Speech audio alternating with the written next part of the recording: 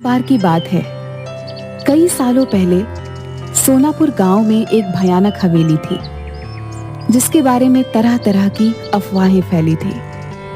हर किसी का मानना था कि उस हवेली में कोई चुड़ैल का साया है।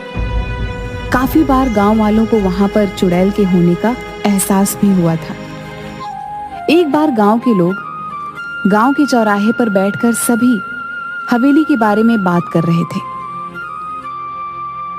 अरे भैया, हवेली में भूत का साया है। मैंने खुद पेड़ों से फूलों को उड़ते हुए खुद हवेली में जाते हुए देखा है।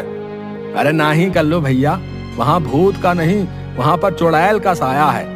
मैंने 2 पायलों की आवाज सुनी है। अरे सुनील चच्चा, भूत चुड़ैल नहीं, वहाँ तो राक्षस है, राक्षस। मैंने देखा, मेरी गाय का दूध अपने आप निकलकर बर्तन में चला गया भैया, और फिर बर्तन हवेली में।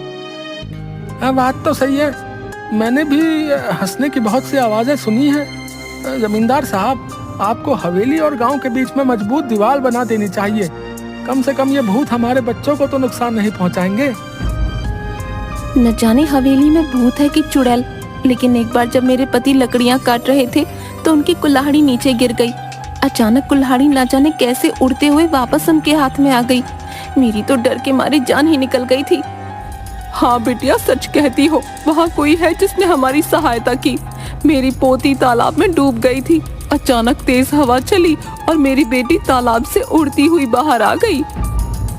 देखो भाइयों, मेरा बेटा अमेरिका से वापस आ रहा है। कुछ दिनों के बाद वो वापस चला जाएगा। उसे इन सब घटनाओं के बारे में खबर नहीं होनी चाहिए। उसके जाने के बाद मैं ये दीवार पक्की करवा दूंगा। गांव के ही किसान का बेटा भीखू खाद लेने शहर जा रहा था। रास्ता हवेली के सामने से ही गुजरता। जब वह हवेली के आगे से डरता हुआ पहुंचा तो उसने देखा एक सुंदर सी लड़की उसके सामने आकर खड़ी हो गई। तुम कौन हो और यहाँ क्या कर रही हो? तुम्हें नहीं पता ये हवेली भूतिया है? यहाँ रहना खतरे से खाली नहीं। मेरा नाम किरण है, मैं तो यहीं रहती हूँ। हम यहाँ आते जाते हैं। भूत तो नहीं देखा हमने कभी। अच्छा, पर ये तो भूतिया हवेली है और लोग कहते हैं यहाँ भयंकर चुड़ैलें रहती हैं। ये सब सुनकर भीखू मन ही मन डरने लगा। उसके दिमाग में यही चल रहा था कि जो कुछ भी आज तक उसने सुना वो सच है या झूठ। तभी किरण बोली, तुम्हें पता है मैं हवेली में ही रहती हूँ। अब ये क्या कह रही हो? पूरा गांव जानता है कि इस हवेली में भूत चुड़ैल रहती है। तुम चुड़ैल भूत जैसी चीजों पर विश्वास रखते हो? मैं फालतू में ही इतना सोच रहा हूँ। ये लड़की होकर भी नहीं डर रही। ये भूत चुड़ैल मन का वहम है, ये सच्चाई थोड़ी ना है। आओ, तुम्हें मैं अपने बाकी लोगों से मिलवाती हूँ। इससे तुम्हारा डर हमेशा के लिए खत्म हो जाएगा। भीखू किरण के पीछे पीछे चलने लगा कि अचानक उसे जोर का धक्का लगा और वह हवेली की पहाड़ी से नीचे गिर गया। गांव वाले तुरंत दौड़ते हुए भीखू के पास आए और पूछने लगे क्या हुआ। तभी भीखू के मुंह से बस ये शब्द निकले, हवेली, लड़की, किरण, हवेली।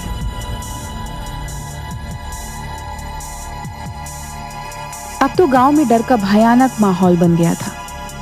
सबको विश्वास हो गया था कि हवेली में किसी किरण नाम की चुड़ैल का साया है, जिसने भीखू को मार दिया है। इस घटना के अगले दिन ही जमींदार साहब का बेटा राजेश अपने दोस्त मयंक के साथ गांव आ रहा होता है। हे भगवान, शाम हो गई है। हवेली के आगे से गुजरना होगा। अरे राजेश भैया, आप उस हवेली की तरफ मत देखना, कहीं उन चुड़ैलों का साया आप पर भी ना पड़ जाए। अरे राजेश, ये तेरा ड्राइवर क्या कह रहा है? चुड़ैलों का साया? गांव के अंधविश्वासों का तो अपना ही मजा है। अरे ड्राइवर भैया, आप चुपचाप गाड़ी चलाओ ना। ये सब अंधविश्वास है, हम सब ये नहीं मानते। भैया, आज तक इस भूतिया हवेली में कोई एक रात नहीं गुजार पाया। बड़े बड़े लोग आए और बड़े बड़े दावे किए और फिर हार मानकर चले गए। अरे हम पढ़े लिखे लोग हैं, अमेरिका से आए हैं, हम इन सब बातों को नहीं मानते। ये सब अंधविश्वास है। अगर हमें सचमुच भूत प्रेत देखने को मिल जाए तो इन छुट्टियों का मजा आ जाएगा। क्यों राजेश?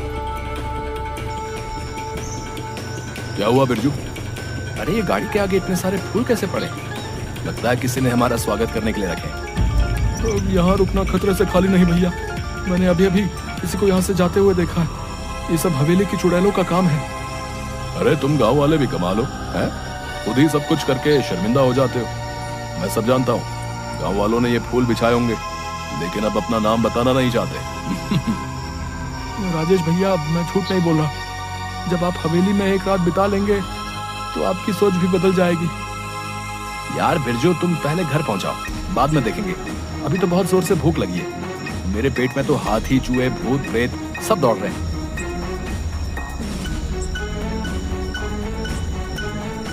कुछ ही देर में दोनों दोस्त घर पहुंच जाते हैं और आराम से सो जाते हैं।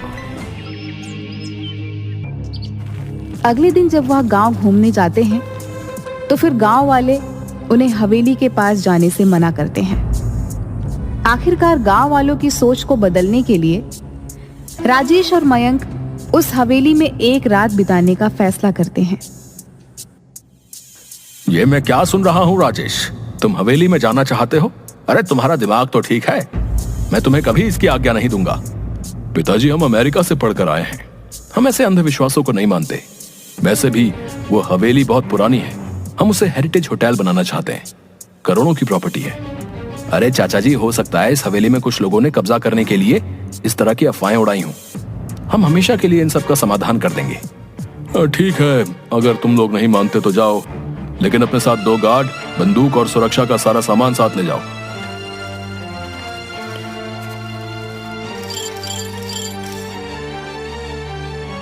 आप लोग सो जाइए, हम सब बाहर ही बैठे हुए हैं। कोई भी बात हो तो तुरंत आवाज दीजिएगा। राजेश, उठ यार, ये सब क्या हो रहा है? अबे ये पलंग हवा में कैसे उड़ रहा है? और ये गाने की आवाजें भी आ रही हैं। ये खुशबू, ये तो कमल के फूल की खुशबू है। लेकिन इस पुरानी हवेली में कमल का फूल कहां से आया? इतनी मीठी आवाज तो सिर्फ परियों की हो सकती है, भूत और राक्षस की नहीं। या फिर हम लोगों को डराने के लिए ये किया जा रहा है।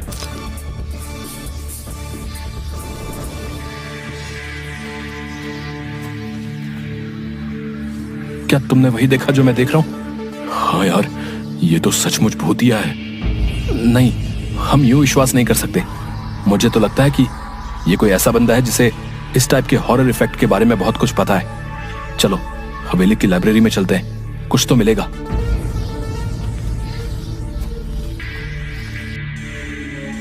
ये किताब दूसरी दुनिया की परियों की है, जो कभी कभी उस दुनिया से इस दुनिया में घूमने आया करती थी। 150 साल पहले यह हवेली उन्हीं परियों का अतिथि गृह हुआ करता था, जहां पर वे अपना समय बिताने आया करती थी। अतिथि गृह क्या होता है? Guest house. यानी कि हम लोग एक परियों के गेस्ट हाउस में हैं। वाह भाई, ये तो कमाल हो गया। मेरा ख्याल है हमें बिना आवाज किए चुपचाप देखना चाहिए कि असलियत क्या है, क्योंकि अभी तक हमें परियां नजर नहीं आई हैं।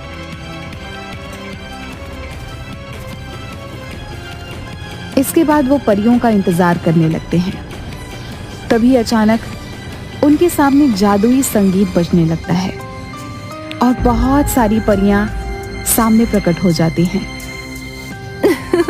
मैं हुस्न परी हूँ। हमारे घर में आपका स्वागत है मानव मित्रों। हमें खुशी हुई कि तुम हमारे यहाँ आए। आप दोनों तो कितनी अच्छी हो, तो आप लोगों से लोग डरते क्यों हैं? इसका जवाब तो वही दे सकते हैं। क्या तुम दोनों को भूख लगी है? हाँ, भूख तो लगी है। जो खाना लाए थे वो तो कब का खा चुके हैं हम दोनों।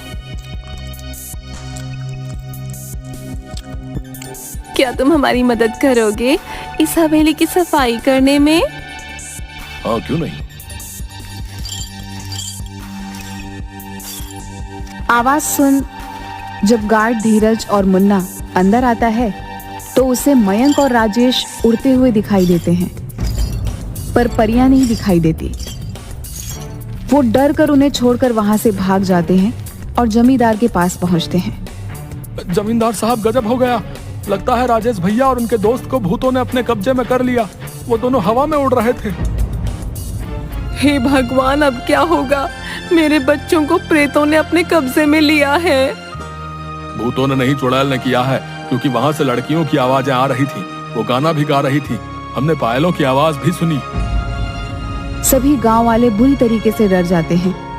मयंक और राजेश अगले दिन जैसे ही सूरज उगता है उन दोनों परियों को अलविदा कहते हैं।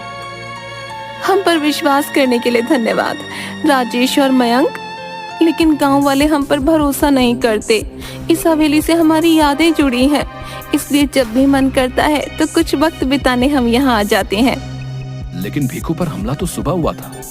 मैं यही बताना चाहती हूँ, भीखू पर हमला हमने नहीं किया। हम तो सिर्फ गांव वालों को शहर से भागकर आए हुए तस्करों से बचाने की कोशिश कर रहे थे, जो सुबह के समय इस हवेली में छुपे रहते हैं और रात को तस्करी के लिए निकल जाते हैं। परियां राजेश और मयंक को बताती हैं, उस दिन जिस दिन पहाड़ी से गिरकर मर गया, उस दिन परी उसकी रक्षा कर रही थी, लेकिन सिर्फ भीखू को ही दिखाई दे रही थी। जब तस्करों ने भीखू को हवेली की तरफ आते हुए देखा तो उन्होंने उसे पीछे से धक्का दे दिया ताकि उनका रहस्य किसी और को ना पता चल जाए। तो क्या तस्कर आपको नहीं देख सकते? नहीं, हमें सिर्फ वही देख सकता है जिसके आगे हम अपने आप को खुद दिखाना चाहें। हमने गांव वालों को तस्करों के बारे में बताने की काफी कोशिश की, लेकिन डरपोक गांव वाले हवेली में नहीं आए। आपको परेशान होने की कोई जरूरत नहीं है। आपने हमारे गांव की रक्षा के लिए इतने सालों तक हमारा साथ दिया है। आपकी सच्चाई हम सभी गांव वालों को बताएंगे और हम सभी गांव वालों के साथ अगले हफ्ते दीपावली मनाने यहाँ आएंगे।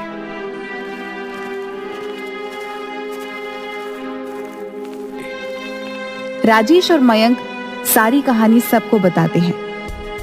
पुलिस को तस्करों की सूचना दे दी जाती है। पुलिस छापेमारी करती है और सभी तस्करों को गिरफ्तार कर लेती है। अरे आज तुम सब लोग हत्थे चढ़े हो। अब देखो इंस्पेक्टर टुंडे तुम लोगों के साथ क्या करता है। सबके नाक में दम करके रखा था। थानेदार साहब धन्यवाद वक्त से आने के लिए। आप इन सबको कड़ी से कड़ी सजा दिलवाइएगा। इन्होंने भीखू की हत्या भी की है। अरे ले चलो रे इन सबको गाड़ी में भर के। आप सब गांव वालों को अब इस हवेली से डरने की कोई जरूरत ना है। कुछ ना होते ये भूत प्रेत। समझदार बनो तुम सब राजेश और मयंक की तरह। गांव वालों को राजेश की बात पर भरोसा होने लगता है। दिवाली के दिन सभी गांव वाले हवेली की तरफ चल देते हैं। परियों ने पूरी हवेली को दीपों से सजाया होता है। हवा में आतिशबाजी होने लगती है। परियां सबके सामने प्रकट हो जाती हैं। परियों को देखकर सभी बहुत खुश होते हैं और उनके साथ मिलकर दिवाली मनाते हैं। इसके बाद सभी हंसी खुशी